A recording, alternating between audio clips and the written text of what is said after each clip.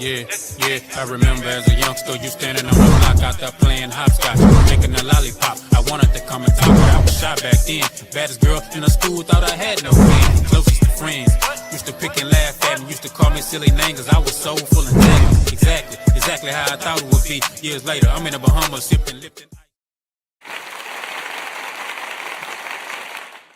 What's going down, man? It's your boy Finesse Game, the best game, back with a flame. Y'all already know how we do, man, and we back up in this thing. What's up to everybody on the East Coast, everybody on the West Coast, everybody down South, Midwest, and everywhere in between, if you know what I mean. I got another reaction video for y'all right now. As you can see this title, this man was a serial killer, but somehow he thought he was slicker than the feds and slicker than the police, and they end up running down on him, and he end up getting caught, and this is a whole mess. But we finna get right into it. If y'all ain't like, comment, or subscribe, make sure y'all can do one of the three, if not all three. I appreciate the love, and I appreciate the respect. Without further ado, we're gonna get right into the video.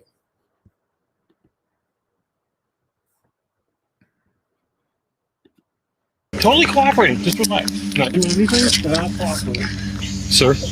I will be very cooperative. All right, let's try that, please. That's not you on the 27th. Food Line parking lot, Traveler's Rest. I don't think so. Look, man. Where's that? I don't know where that is. Yes, you do. It's not making sense. So you're the last person to be in a vehicle you wiped out of a lady that's missing. That sounds really up.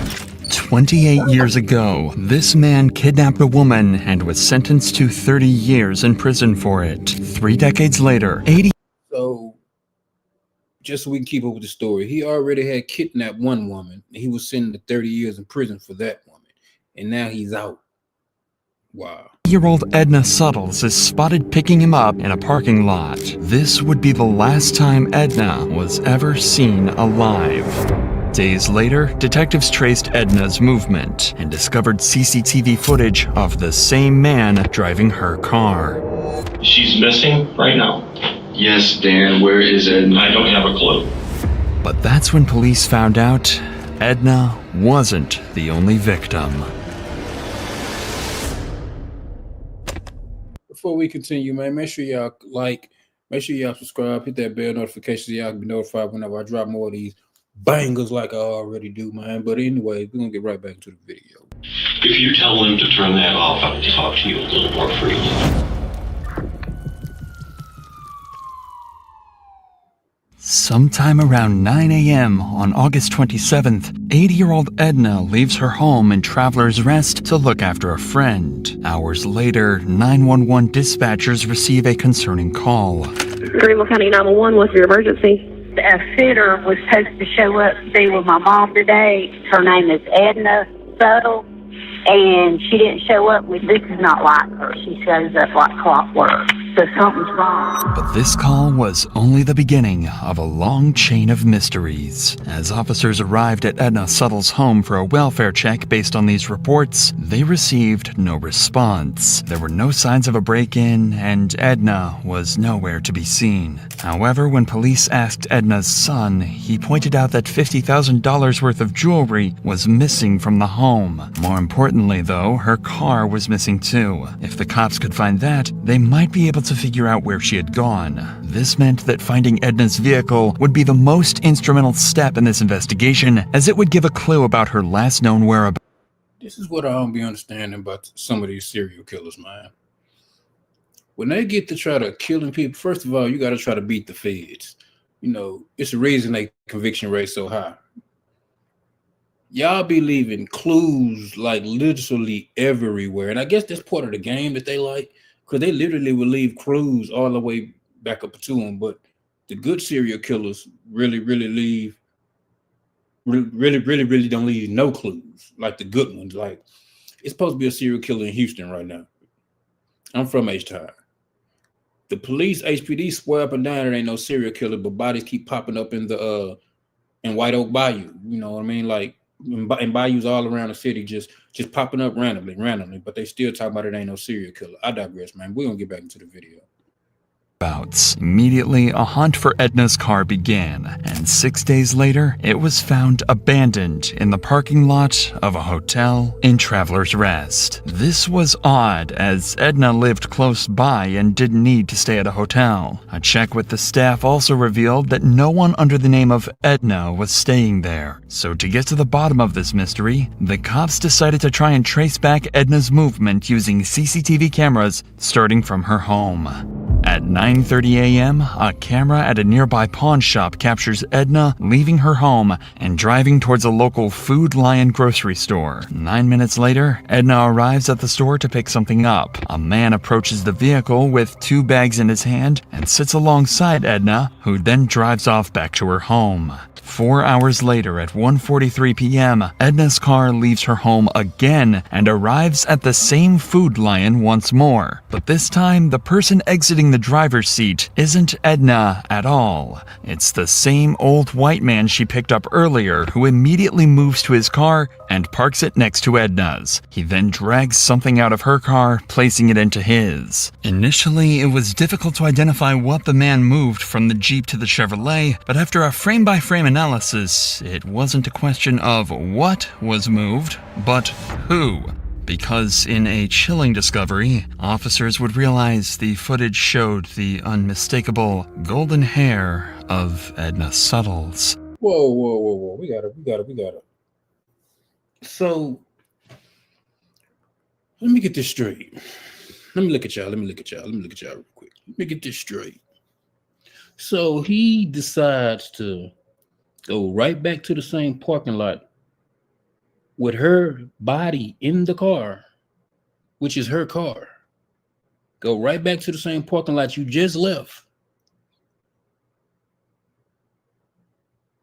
In front of everybody. It's daylight. Y'all can see this daylight. And he's transferring the body from one car to another. Boy, you got to be shitting me. You got to be shitting me, man. 4 minutes later, at 1:47 p.m., the man drives Edna's car into the hotel's parking lot and parks it in the same spot that the detectives found the vehicle in. He exits and begins wiping down the door and seats, trying to get rid of any evidence of his presence. By 2:14 p.m., the man returns to his vehicle at Food Lion and drives off, marking the last that was seen of Edna and the man. The most crucial part of this investigation is to now figure out who exactly the man in the video is. But due to the grainy footage and his distance from most cameras, this proved to be difficult, and the investigation seemed like it would come to a standstill. But detectives had an idea. Since the man exited the store with bags in his hand, a purchase was made, and this realization would be the most crucial breakthrough in the case. Immediately, officers began retrieving footage from inside the store, and when they reviewed it, they came to a harrowing realization. This was Daniel Prince, a man who only 24 years prior to this got put in a federal prison for kidnapping. 24 years prior to this incident, in 1997, Daniel was responsible for the kidnapping of a woman in Michigan. He had her tied up, shackled her hands, and it was by sheer luck that she managed to free herself before escaping. Even though he was sentenced to a maximum of 30 years for this crime, he was released by 2009 on parole. But the worst was yet to come. Daniel began working as a handyman for predominantly elderly single ladies, a demographic that not only matched his previous victim, but also that of Edna's. What have we came to in a society that we can't even protect the kids or the old women, man? Us as men. I mean, like, for real, man. When I grew up, it was always kids, women, and old folks were off limits. Some people say it was never like that. I heard some people say it was never like that. I'm looking to speak from where I was. You know what I'm saying? We had some type of decorum, some type of respect. You know what I mean? Like, if you wasn't in the streets, you shouldn't know street stuff happened to you. You know what I'm saying? Good to know. Don't get me wrong. In war, sometimes things happen. But for the most part, old people, nah, they was always off limits, man. All this stuff is just messed up now, man. It's crazy. Officers, the realization now begins to settle in. They have a kidnapper on the run, and there might be a chance that he has kept Edna alive. Not knowing where she is, they had to act fast before this glimmer of hope dimmed. Even with this disturbing past, detectives didn't have enough evidence to press strong charges for kidnapping or murder. However, they had established probable cause for grand larceny involving Edna's Jeep. A warrant to arrest Prince and search his property was granted, and officers were quickly dispatched to Prince's residence to take him into custody. Totally cooperating. Just relax. Not doing anything. Not cooperating. All right. Okay. Oh my God. Stand up on your feet. Right there. Yeah. Sir, I will be very cooperative. Despite the number of heavily armed officers that just descended on Prince's property, he remained noticeably calm and composed, as if he had a plan to escape this predicament. The following footage was analyzed by our in-house criminal research specialist and retired detective to shed some light on key techniques and strategies used during the questioning. When he is brought into the interrogation room, the detectives start with a relaxed, friendly conversation, a tactic used to put suspects at ease. They don't want him to know they've caught him on camera just yet. What do you do now? I do a lot of home remodeling, home repairs. I lay a lot of tile, and I got a customer base that has me doing stuff. Okay, so why Boston, North Carolina, come all the way down from, say, Michigan or Wisconsin? Okay, here, this is real easy. I'm originally from the east side of the state of Michigan, but I was in prison in Michigan for a while, and when I paroled to the west side of the state. Okay. What'd you get locked up for? Because you said you got paroled. I was locked up for a kidnapping charge. Okay. And I did 13 and a half years for that. Oh, wow. I did 1.5 years for a false statement on a vehicle title. You know, when they're not sure if they're going to make something, they want something to hold you with. So the false statement, that's all that was. The kidnapping, I was doing some bad shit that I shouldn't have been doing. Fair enough. But shit. I shouldn't have gotten kidnapping, but I was doing some bad shit. Okay.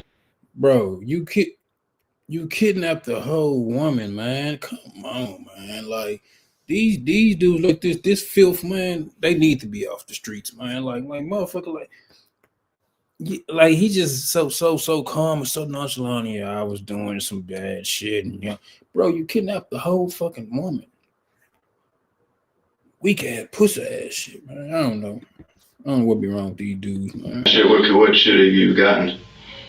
I really don't want to say. We're just bullshitting. We're just bullshitting. Nothing when you're talking to two police detectives in a room. It's just bullshit. Okay, I've been through the system enough to know that. Yeah. All I'm going to say about that is I did my time. I made my first parole, and I haven't been in trouble since. Hey, and that's great to know. You know, a lot of people, especially being what you've been through, they come out and they go right back to it. Just because he's a convicted criminal doesn't mean he's involved in Edna's disappearance, but the evidence the detectives have paints a different picture altogether from the hard-working, reformed criminal he claimed to be. I'll talk to you about August 27th, 2021 of this year. What day of the week was that? Oh, it was a Friday. Okay. Okay, so specifically the 27th. Mm-hmm. What, 2 weeks ago? Do you remember where you were at? Not specifically. Where do you think you were at? I've been going all over the place. I've been back and forth to Charlotte. I've been down to South Carolina. Like, where's the jobs in South Carolina taking you? Actually, I was down to Traveler's Rest, but I don't know if it was Friday or Thursday. I know I'd been there earlier that week. But you don't remember which day specifically? No, it was either Thursday or Friday. What kind of job were you working on? I wasn't. You wasn't? I wasn't. This lady had talked to me several times. I'd been down to her house 2 or 3 times. We kind of got to be friends. This woman has so many damn problems, mostly her daughter. She would call me and have me come down there. So now the victim is the issue. Man, I hope they gave this motherfucker 1,000 years, man. Now he's blaming the victim, saying it was her fault. Talking about the woman had issues. Man, bro. Okay. She said she needed to have money at one point in time to help her daughter because her daughter was in jail. Then she needed money another time because she was hiring a private investigator. Because her son-in-law she talked to me all kinds of stuff about it. We got to be pretty good friends about stuff like that. Okay. How'd you meet her initially? Years ago. Okay. years ago, and it was somebody giving me her name or number, or her my name and number. Here, the detectives are analyzing his behavior and allowing Prince to dig a hole for himself that he's going to struggle to escape from. When they reveal they know the truth, he's going to try and deny his guilt, even when the evidence speaks for itself. What you're telling us is that's not you on the 27th? Food Line parking lot, Traveler's Rest? I don't think so. Man, come on. I don't think so, bro. This is how you know some criminal be dumb. They come with a picture of you pulling out. It's obviously you, and they slide it to you. And they say, so that's not you? And nigga, look. I don't think so. Bro, knock it out, bro. Knock it out. It's not you. That's me. Where's that? Food Line, August 27th, 2021, 9:23. Okay. 32 seconds. Ringing a bell? Yep. Yeah, I went down to Food Alliance. Okay. Yeah. Yeah. So what were you doing down there that day? She wanted me to look at some stuff at her house, Okay. and she picked me up at Food Lion because she wanted me with her when she was gonna go meet some guy for private investigator. Now, he's trying to throw it off on another dude. The reason I keep stopping, man, because I want to get y'all commentary at the same time. Because I can't just let the video play through because YouTube be on my ass about giving me strikes and all type of stuff. So I have to do a little commentary. But now he's trying to push it off on another dude. First, this is a dead giveaway. First time ever, he trying to draw the attention any way he can away from him. The first time he tried to say, "Oh, she got all type of issues, man, like the woman crazy and stuff, like the woman." You know what I'm saying? That ain't got nothing to do with nothing. Now he trying to put it off, she was meeting some guy. Bro, knock it out, man. Okay. Yeah. Tell us about that. She wanted me to meet her down there. Okay. She was nervous because she says, "I'm not sure I trust this guy." And she knows I've been in the military. And she says, "Will you meet me?" She wanted me to see if this guy was going to meet her where he was supposed to meet her. Do you know where? There was a hotel lobby that he finally said, "Meet me at the hotel." Okay. She says, "Drive up there and see if he's there." And I drove up there, and things are starting to sound really squirrely to me. This is a common deflective behavior. Prince is not only trying to deflect suspicion away from... Look, this is what I do. I just got through saying that, man. And the reason I'm saying that because most of the time when I react to videos, I react to it live. So I've never seen it before. So I can give y'all the right commentary. I watch it at the same time I watch it with y'all. So this is exactly what I was saying. If I would have went off to college before I got in trouble, I probably went to psychology because I study how people thinking and what they say. 80 to 85% of communication is nonverbal. So for those of y'all who didn't know that, person body language will tell you everything that you need to know about them. himself, he's trying to point suspicion directly at someone else, in this case, the private investigator. According to Prince, Edna wanted to meet the private investigator the day before she was reported missing, even though she didn't feel safe meeting him alone. Luckily, detectives have seen the whole thing on camera, and it completely contradicts everything Prince is saying. What were you driving? I was driving a blue car. Your wife's car or your car? My wife's car. So that's y'all coming down 25, you and her together? It could be. Okay, because that's their car. That's about 1345 on the 27th. Okay. So you're with her there? Yeah. Okay. I guess. Yeah. I'm not saying yeah. I'm just saying that could be her. Yeah, here's a different angle. I mean, we've watched this car, right? Okay. Here's y'all in the hotel parking lot. Okay. Yeah. Oh, look. There's y'all backing in. Yeah. And a couple of different copies of it. Backing in. Yeah. Oh, look. You get out. Nobody else gets out. I told you that. You're walking around the car. Yeah. You wipe the entire car down. Because I was worried. You were worried. There's you walking across the parking lot in front of Little Caesars. Mm-hmm. And there's you getting back into your car and driving away. Oh, she's with me. Look, man, you are a good dude. I honestly do believe that you screwed up years and years ago. Prince seems visibly stunned by the amount of photographic evidence the detective is showing him, and even though it can't be refuted, Prince is going to try and lie his way out of it. But that's not the only evidence detectives manage to find along the way, as there's mud on the wheels of Prince's car, leading detectives to believe he drove off-road to either kill Edna or to dump her body. And this is when we arrive at the pivotal moment where Prince's story starts to fall apart. You're not a bad guy, right? Nobody is saying that you're some evil, twisted dude. Mm-hmm. Okay? We need to know where it is. We've processed the car. We found the dirt. Where did you go off-road?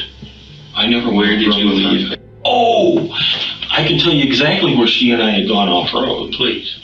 When we were going from 25 south, there was, off to the right, there was a truck with a trailer and another vehicle there that had a for sale sign on it. And it looked like an older truck. And I needed a work truck.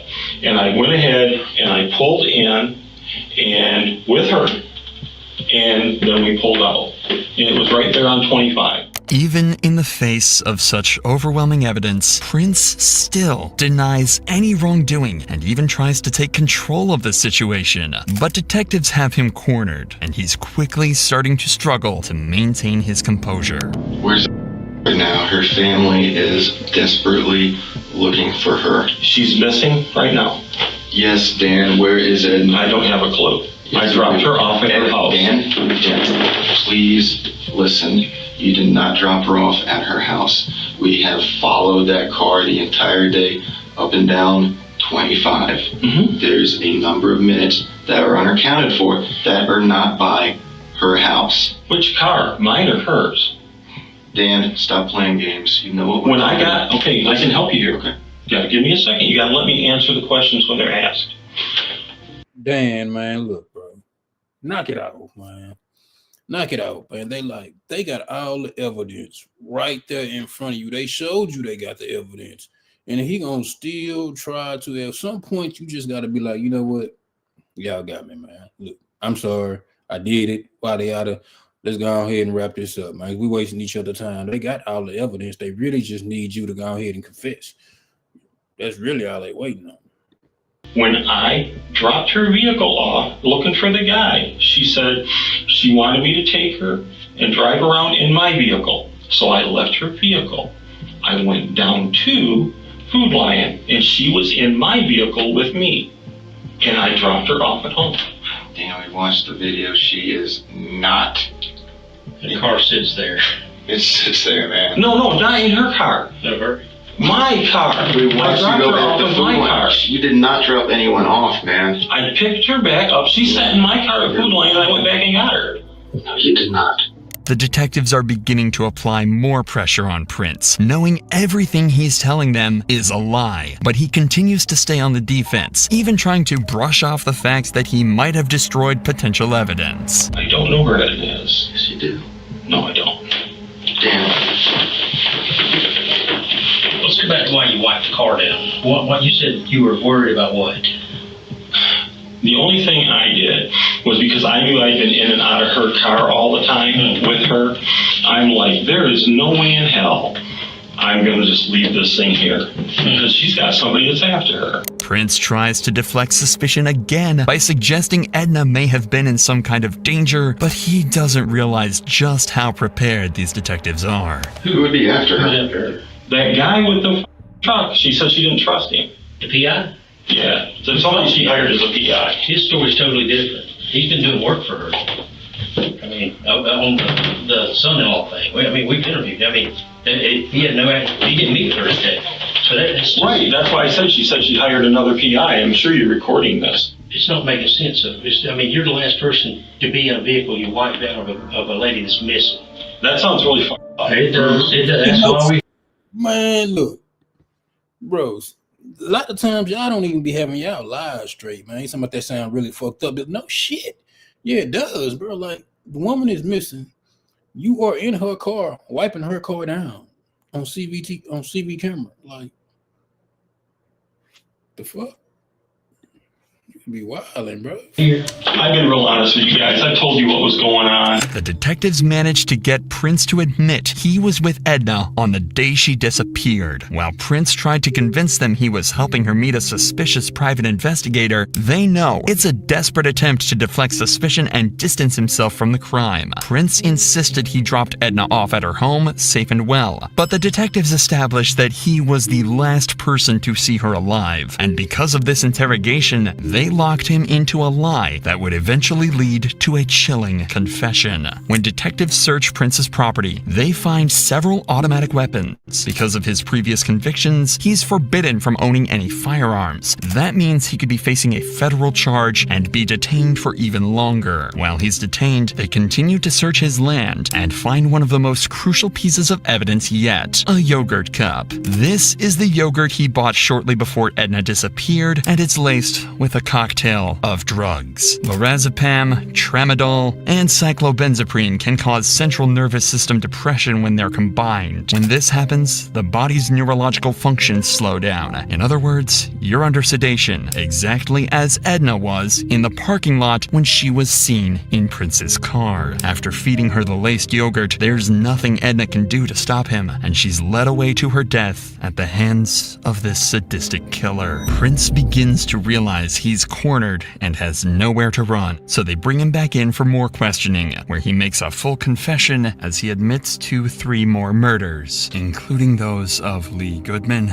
Dolores Sellers, and her daughter, Nancy Rigo. The first victim was Dolores. Daniel had euthanized Dolores Sellers at the request of her daughter, Nancy Rigo. However, Nancy began to have second thoughts and wanted to contact the police, putting her directly in the crosshairs of Daniel Prince, a mentally disturbed serial killer. Nancy Rigo was now his second victim. Even worse is the fact that for several years, Daniel began receiving Nancy's social security checks because she had given him her power of attorney. Moreover, the search of Daniel's property would also reveal several of Nancy's documents. Since 2017, after her murder, Daniel pretended to be Nancy by sending her family emails and messages in an attempt to prevent them from thinking that she was dead.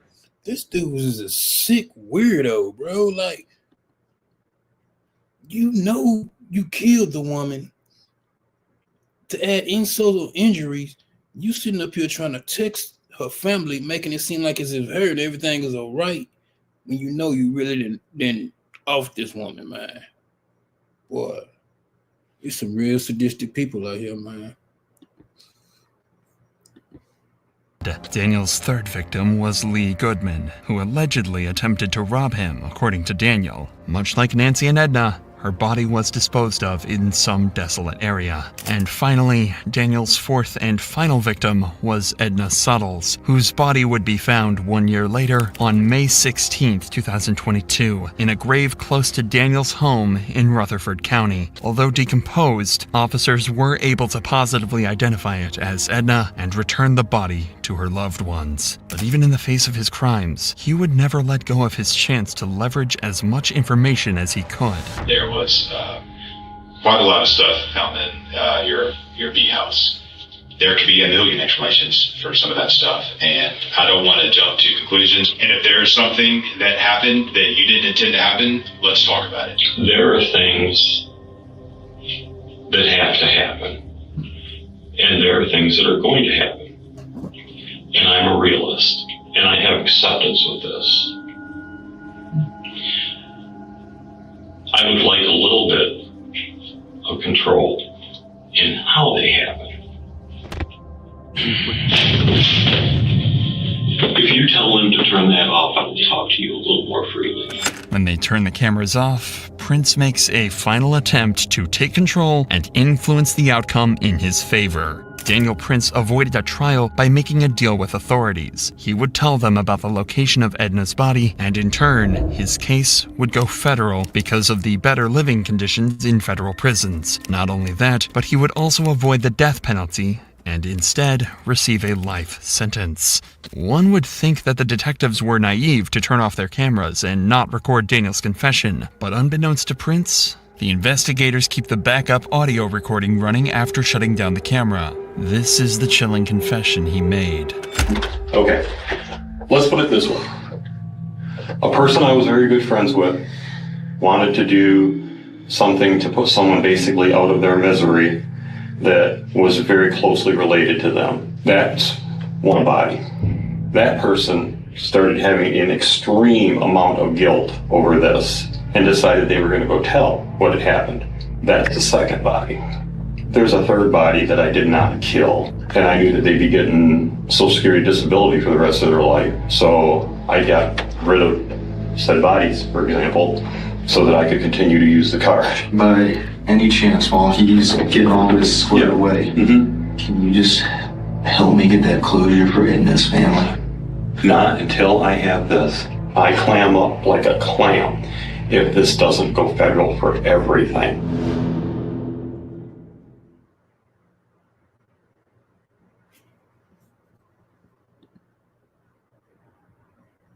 Come on, man. Boy. Man, I think that was the end of the video, man. I appreciate y'all for rocking with me, man. I thank y'all. If y'all ain't already subscribed to the channel, make sure y'all subscribe. Hit your boy up. Let me know what y'all think of the video in the comments. And also not only that, let me know what I can do to better the videos. You know what I'm saying? But without further ado, I'm gonna get up out of here, man. Y'all be blessed. Don't be stressed. Don't be in all that mess. Smoke your little sis. You know what I mean? But y'all stay blessed, man. I'm up out of here.